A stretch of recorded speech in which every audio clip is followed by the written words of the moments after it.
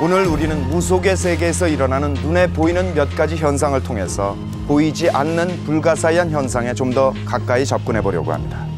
그 대표적인 것 중에 하나가 바로 작두탁입니다. 신이 올랐을 때는 모든 천지 신명을 다 몸에 다 받아가지고 이제 칼날이 올랐었죠. 그러니까 아무리 무서운 칼날이라도 하나도 무섭지가 않고. 무당이 작두를 탈 수 있는 것은 장군신이 들었을 때만 가능하더군요. 작두는 굿을 벌리기 직전에 날을 가는 사람에게 맡겨졌습니다. 2시간 이상 숫도를 가는 동안에는 말도 하지 말아야 하고 사람의 접근도 막았습니다. 신령을 맞을 준비가 1시간 이상이나 계속됐습니다. 이윽고 신이 온 것을 알아차린 무당이 작두를 꺼냅니다. 이것은 무당이 작두를 달래는 것이라고 합니다.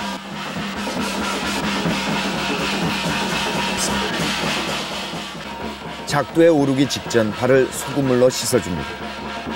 예리한 작두 날 위로 무당은 단번에 올라섰습니다. 이윽고 작두 타기가 시작된 것입니다. 계속 춤을 추고 있기 때문에 작두를 딛고선 발에 계속적으로 체중의 압력이 가해지는 상태였습니다. 약간 눌린 자국 말고는 전혀 이상이 없었습니다. 바로 작두날의 상태를 확인해 봤습니다.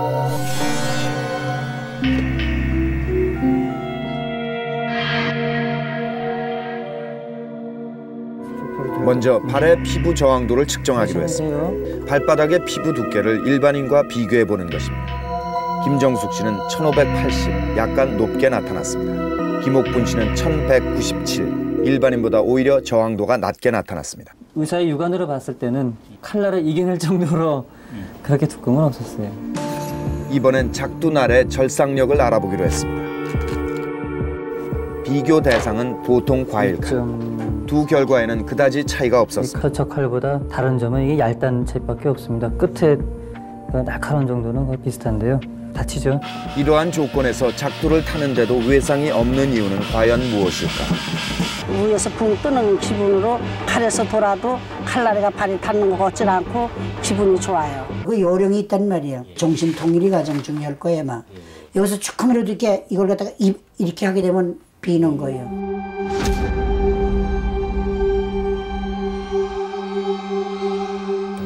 정신력을 집중 훈련하면 상처를 입지 않을 수 있다는 게 이들의 주장이었습니다. 우리가 벌 받아요. 벌 받으신다. 그러나 작두 위에 신의 제자가 아닌 사람은 절대 올릴 수가 없다는 것이었습니다. 만약 인간의 능력이라면 내림굿에서 신딸이 훈련도 없이 작두에 오를 수 있는 것은 어떻게 가능한 것일까?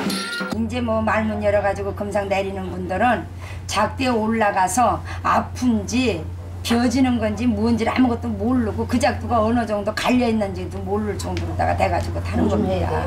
뜨거운 냄비 같은 걸 옮기고 그럴 때 준비 안 한 상태로 갖다 대면 되는데 우리가 그걸 일부러 이제 생각을 하고 이렇게 옮길 때는 그 화상을 입지도 않고 오래 견딜 수도 있는 것처럼 이렇게 마음의 준비가 됐을 때는 어느 정도까지는 어떤 자극에 견뎌내는 힘이 증가가 되거든요.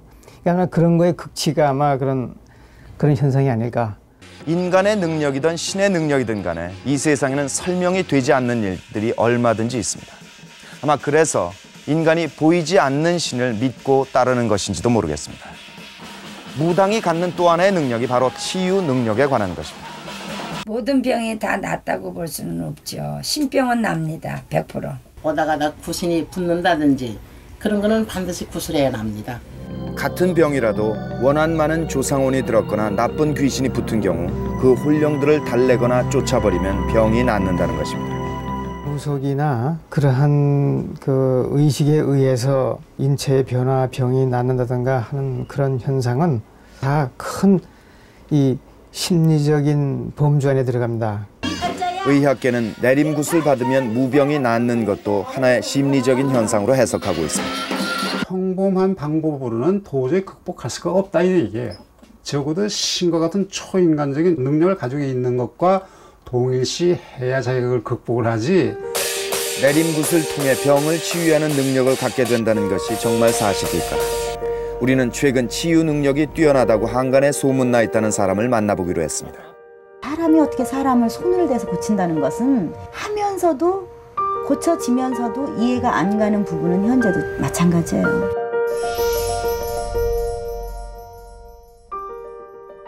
어떻게든 사람이 알고 오는 여기로 와요. 여기로 와서 고쳐달라고 그러면 저 사람은 나 못 고친다고 가라고 막 그러고 그러면은 어떻게 하다 보면은 안 아프네? 뭐 이런 식이에요. 그러니까는 본인 돈을 내고 손님들 돈을 내고.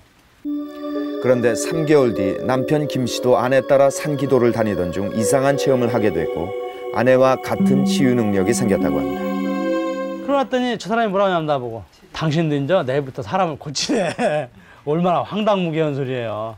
그날 저녁에 또 오니까 또 똑같은 행동을 또 하더라고. 그래서 내가 2번을 내가 저 사람한테 기를 받았어요. 우리는 이들 부부가 어떤 능력을 가진 것인지 궁금했습니다.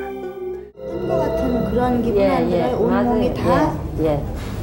지금 다 그래요. 배 탄 것 같으죠? 예. 젖이 도는 듯하고 젖이 좀 커지네요.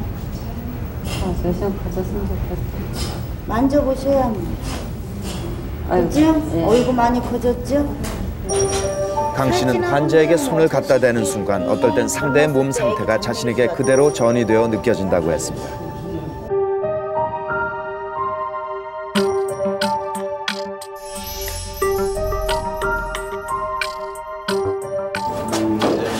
잠시 후 양 씨는 혼자서 계단을 내려갈 수 있었습니다. 안 잡고는 내려가실 수가 없었어요? 네, 안 잡고는 내려가죠. 우리는 그 후의 경과가 어떤지 연락을 취해봤습니다.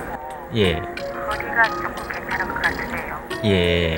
그러지만은 다시 또 그냥 원상으로 돌아오네요, 그냥. 몇몇 사람을 확인해 본 결과 구체적인 차도를 봤다는 사람은 발견되지 않았습니다. 우리는 간질을 앓고 있는 환자 한 사람을 선정해 강 씨 부부를 만나게 했습니다. 만나기 이틀 전에 측정한 뇌파에는 여전히 심한 이상 뇌파가 기록됐습니다. 환자는 면담을 거쳐 기 시술을 받았습니다. 시술을 받은 지 이틀 후 뇌파 검사에 들어갔습니다. 뇌파는 상당히 좋아져 있었습니다. 좀 더 정확한 변화를 확인해 보기 위해 이 씨를 포함해 5명의 환자를 추가로 기 시술을 받아보게 했습니다. 방법은 각각 30분씩 손을 대 기를 주입하는 것으로 여느 때와 다름없었습니다. 이틀 후 뇌파 검사를 한 결과 3명의 환자는 변화가 없었고 한 사람은 조금 호전된 것으로 나타났습니다. 이 씨의 경우는 1차 시술 때와 비교해 2차 시술 후 상태가 좀 나빠진 것으로 나타났습니다. 간질이 다양한 그런 경과를 보인다는 것은 이미 알려진 사실입니다. 그게 그 일시적인 어떤 호전된 상태였다고 볼 수는 있을지 몰라도 계속적으로 호전된 상태라고 꼭 보기는 어렵습니다. 뇌파 변화를 일으킨 원인이 단순히 심리적인 기대 효과였는지 아니면 어떤 설명할 수 없는 힘에 의한 것인지 지금으로서 판단할 수는 없습니다. 다만 일시적이라 해도 만져주는 것만으로 뇌파에 어떤 변화를 일으켰다는 사실에 대해서는 좀 더 정밀한 임상적인 검증을 해볼 가치가 있다는 게 전문가의 지적이었습니다. 그렇다면 그것이 인간의 어떤 초능력과 연결돼 있을 가능성은 없는 것일까?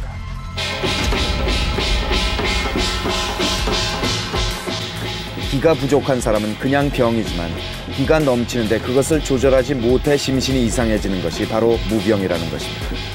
내림붓에서 그 무병이 낫는 원리는 신어머니가 보내는 강한 기가 신딸에게 전달되기 때문에 안정 상태가 되어 비로소 작두도 탈 수 있게 된다는 것입니다.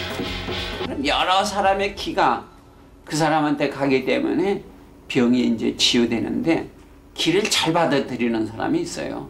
그 사람은 아주 그냥 기를 팍팍 받아들여가지고 치유적인 효과가 나타나죠. 그렇다면 무당이 된 후 사람의 병을 낫게 할 수도 있다는 주장은 어떻게 설명될 수 있을까? 한쪽 발이 힘이 없을 텐데요.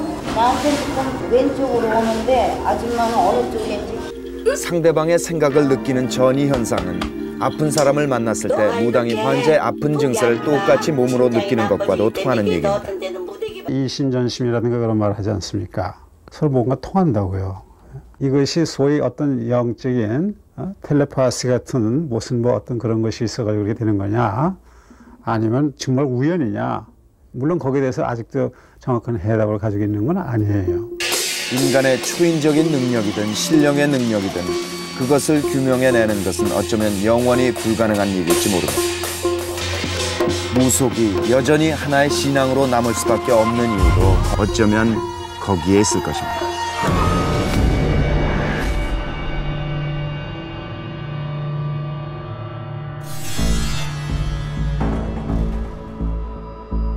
집 주변은 낮에도 인적이 뜸한 편인데 마을엔 이상한 소문이 퍼져 있습니다. 이 집에서 살던 사람들이 까닭없이 죽어나간다는 것입니다.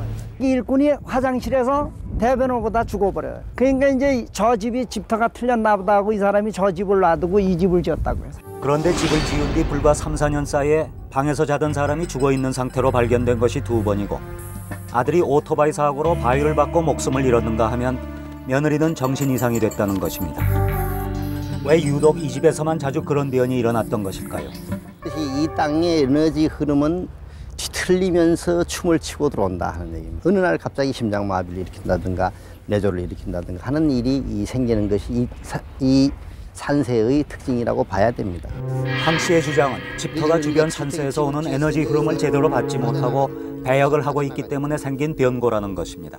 전라남도 한평 땅의 호정마을. 4발 달린 가축들이 이유 모르게 급사하는 해괴한 일이 계속된다는 것입니다. 가축병원에서 진단을 내주었을 거다요. 가축병원도 모른다고 말이요. 오전까지 암사탄한 놈이 갑작스럽게 오후에 죽고 밤에 암사탄한 놈이 그 집에 아직에 죽고 이거 변고다. 동네에 댐이 완공된 후부터 시작된 이 변고로 80년부터 87년까지 원인 모르게 죽어나간 가축의 수만도 소가 27마리, 돼지 60마리에 개가 100마리였습니다. 군 차원에서 그 회사의 원인을 밝히기 위해 직접 나서기 시작했습니다. 그러나 죽은 가축에 대한 방역 조사에서도 뚜렷한 원인은 나타나지 않았습니다. 물에 대해서는 아무 이상이 없는 것으로 진단됐기 때문에 가축의 죽음과 물은 일단 관련이 없는 것으로 본다. 특이한 질병도 없고 수질이 나쁜 것도 아니라면 가축이 죽은 원인은 무엇일까? 마을 사람들은 80년에 완공된 대동 저수지 때문일 것이라고 생각하게 되었습니다. 댐 공사 때문에 호랑이산이 노했고 그 결과 가축이 죽었다는 것입니다. 댐 공사 후 가축이 계속해서 죽자 가축 사육을 포기했습니다.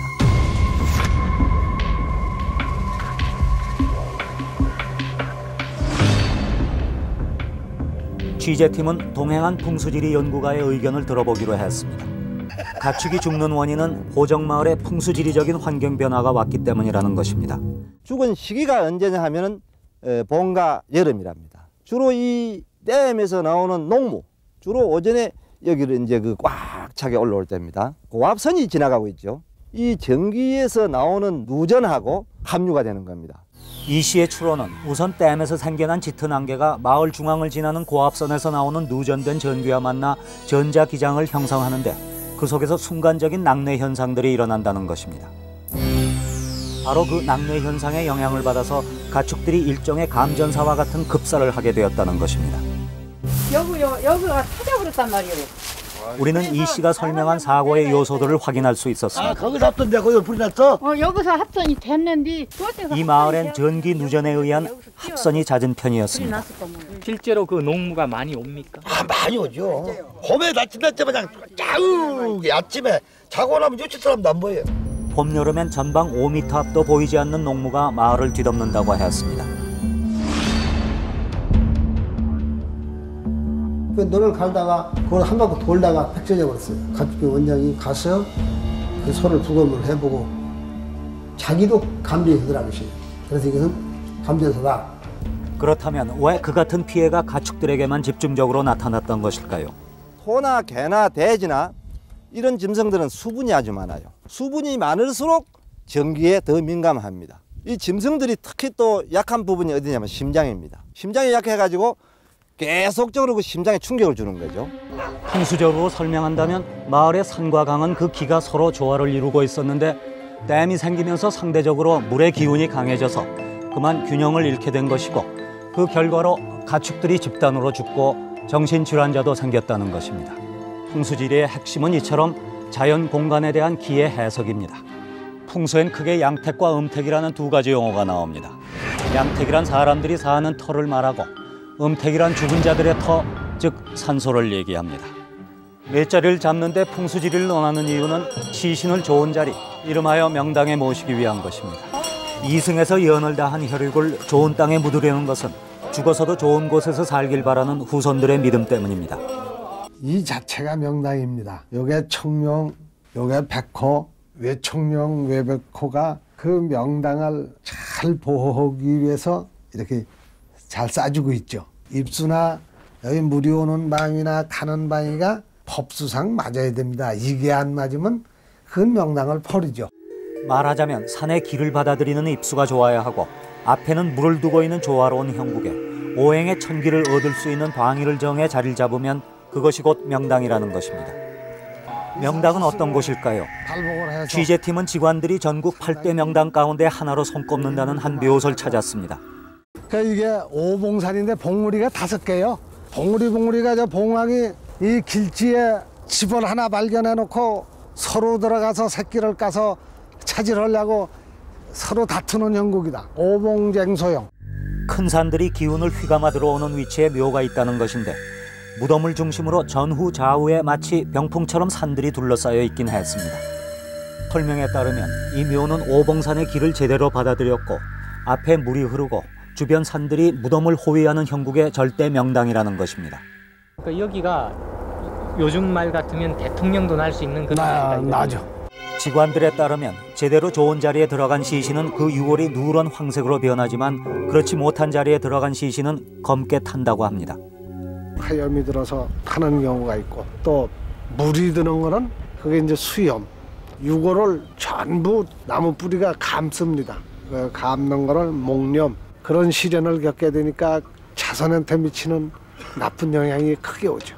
이유 모를 사고나 질병 등의 우환이 있는 집안의 묘에는 물이 차 있거나 바람이 든 흔적이 있다는 것입니다.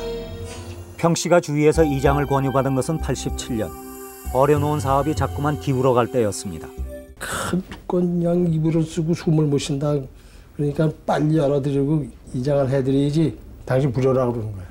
그러나 평 씨는 자신의 능력 탓을 괜히 조상 탓으로 돌리는 것 같아 그 말에 전혀 괴념치 않았다고 합니다. 그런데 5년 뒤 교통사고에 뇌수술 받는 아이까지 생기는 우환이 겹쳐왔습니다. 윤달에 하라고 그러는 걸 그러지 어려서는 그 당시에 좀 무시해버렸어요. 그랬더니 윤달 지나고 나서 한 12일 만에 애가 속해 수영하러 갔다가 하는 그 일을 당한 거예요. 직관의 예상대로 아이까지 잃고 나자 평 씨는 결국 이장을 결심했다고 합니다. 그런데 이장을 하면서 평 씨는 또 한 차례 놀랐다고 합니다. 나도 좀 깜짝 놀랐어요. 왜 이렇게 시커먼가? 그 옆에 산수를 더 맞아 제끼고 홍대를 뛰니까 그냥 하얘요. 어떻게 여긴 까먹고. 시신 상태는 직관이 말한 그대로였습니다. 부친의 유골은 다리 부분이 새까맣게 탔고 물이 들고 난 흔적과 함께 두 골이 뒤엎어져 있었습니다. 검게 탄 모친의 유골 위로는 하얀 풀뿌리가 휘감겨 있었는데 햇볕에 한참을 쪼인 뒤에야 제빛으로 돌아오더라는 것입니다. 잔디가 하나도 안 살았던 자리입니다. 저 자리는. 바람길인가 원래의 묘에서 바로 옆자리로 옮긴 정도인데도 그렇게 신경을 써도 자라지 않던 잔디가 이장한 묘에서는 잘 자라주고 있다며 평 씨는 자신이 겪은 그동안의 일을 신기해했습니다. 우선 몸이 이제 건강 또 마음이 편하니까. 이장한 것 때문에 그렇다고 믿으십니까? 전 지금 현재는 그렇게 믿어요. 결국 평 씨의 믿음은 좋은 자리로 시신을 이장했기 때문에 자손의 우환이 사라졌다는 것인데 음택에서는 그것을 이른바 동기감흥론으로 설명하고 있습니다. 조상 에너지가 자손의 에너지하고 어떻게 관계를 하느냐 하면 전적으로 동조도 할 수 있고 전적으로 간섭도 할 수 있습니다. 과연 죽은 자가 살아있는 사람들에게 구체적인 동조나 간섭을 일으키는가? 조상의 에너지는 후손에게 직접 영향을 미치기 때문에 3대의 묘를 보기만 하면 내력을 알아맞힐 수 있다는 사람이 있습니다. 증조부 때부터 집안의 둘째가 자살하거나 사고를 당하는 우환이 겹치는 댁을 찾아 먼저 그 내력을 적었습니다. 여기 에너지 장의 흐름 모습을 보면 꼭 목이 꽉 잘려버리는 현상이다. 자기 스스로 자기 목숨을 끊는 현상이 나타난다. 둘째가 단명을 하게 돼요. 그건 이제 이 맞는 우리 때도 그렇지만 우리 아버지 때도 우리 둘째 아버지가 스스로 목숨을 끊으시니까 뭐. 저희 동생 사고 난 것도 둘째고. 대대로 둘째가 단명하거나 우환이 있다는 황 씨의 지적은 가족들도 인정하는 사실인 듯했습니다. 그는 집안의 우환이 증조부와 부친의 묘소에 문제가 있기 때문이라고 했습니다. 많이 맞는다고 한 60-70% 정도는 사촌들이 정말 묘자리는 자손들의 기륭에 어떤 영향을 미치고 있는 것일까요? 결국은 마지막 돌인 거죠. 그러니까 양택의 이론은 학으로 승리받을 수 있는 이론입니다. 풍수에 있어서. 그런데 음택의 이론이라는 것은 학으로 승리받을 수 있는 양택의 이론을 죽은 자의 예식, 장래에 적용을 시킨 거죠. 거기서 뭘 얻느냐 그러면 실익은 뭐냐? 만족이죠. 내 부모님을 마지막까지 그래도 우리 이 땅에 있는 좋은 땅을 찾는 그 이론을 찾아서 부모님을 모셨다. 기실 오늘에 이르러 매장은 효의 의미도 사라지고 묘지 평수로 자기 위용을 과시하는 것으로 그나마의 본질이 변색된 지 오래고 버려진 묘, 후손이 돌보지 않는 무연고 묘가 늘어가기만 하는 세태 속에 살고 있는 것이 사실입니다. 그런데도 여전히 음택 풍수는 매장만이 절대적인 것인 양 사람들의 통념을 붙들어두고 있습니다. 그렇다면 과연 이 시대의 풍수지리는 어떤 모습으로 그 의미를 찾아야 하는 것일까요? 지금 조화된 땅을 쉽게 찾을 수 있느냐? 없습니다. 그만큼 많이 파괴했기 때문이죠. 그러면 쉽게 조화될 수 있는 땅을 찾을 수 있는 그 생각으로 조화가 파괴된 걸 다시 복구하자는 거죠. 그런 쪽으로 이제 풍수 사상은 현대적으로 의미가 있다는 것이지 재력가의 집에 음택 자리를 잡아주는 이론으로서는 이미 이제 끝이 난 거죠. 그거는 조선시대와 동시에 막을 내렸어야 한다고 생각을 합니다.